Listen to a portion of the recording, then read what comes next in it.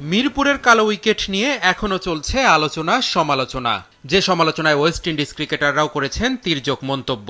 তাই কপালে চিন্তার ভাঁজ নিয়েই সিরিজের দ্বিতীয় ওয়ানডের আগে উইকেট পরিচর্যায় কিউরেটর টনি হ্যামিং। উইকেটে নিজেই ছিটিয়েছেন পানি, এমনকি তাকে পরামর্শ দিয়েছেন টাইগার ওয়ানডে অধিনায়ক মিরাজও। তবে বাংলাদেশের স্পিন কোচ মুশতাকের দাবি, ভারতে এর চেয়েও বাজে উইকেটে খেলা হয়। আমি মিরপুরের চেয়ে কালো উইকেট অনেক দেখেছি। ভারতের উইকেট আরো বেশি খারাপ। অনিল কুম্বলে যে ম্যাচে 10 উইকেট পেয়েছিল, সেই উইকেট মিরপুরের চেয়েও বাজে ছিল। যারা সমালোচনা করছেন, এটার কোনো মানে হয় না। উইন্ডিজদের বিপক্ষে বাংলাদেশের দ্বিতীয় ওয়ানডে হবে মিরপুরের 8 নম্বর উইকেটে, যেটা স্পিন সহায়ক।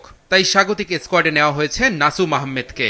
মঙ্গলবারের ম্যাচে টাইগার একাদশে মাত্র একজন পেসার খেলানোর গুঞ্জনও আছে। রিশাদে মুগ্ধ মুশতাক আহমেদ জানিয়েছেন, ওয়েস্ট ইন্ডিজকে হোয়াইট ওয়াশ করার ক্ষমতা আছে বাংলাদেশের।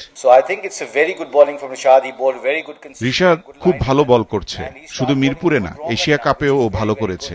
আরব আমিরাতে থাকাকালীন রিশাদকে রশিদ খানের সাথে আলাপ করিয়ে দিয়েছিলাম। ওকে এখন আন্তর্জাতিকভাবেই সবাই মূল্যায়ন করে। প্রায় 10 জন বাংলাদেশি লেগ স্পিনার আমার রাডারে আছে, যারা এই দেশের বড় সম্পদ হতে পারে।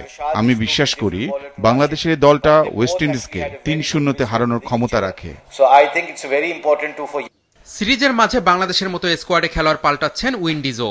মিরপুরে স্পিন ট্র্যাকের সুবিধা কাজে লাগাতে অভিজ্ঞ বাঁহাতি স্পিনার আকিল হোসেনকে রাতেই ঢাকায় আনছে উড়িয়ে।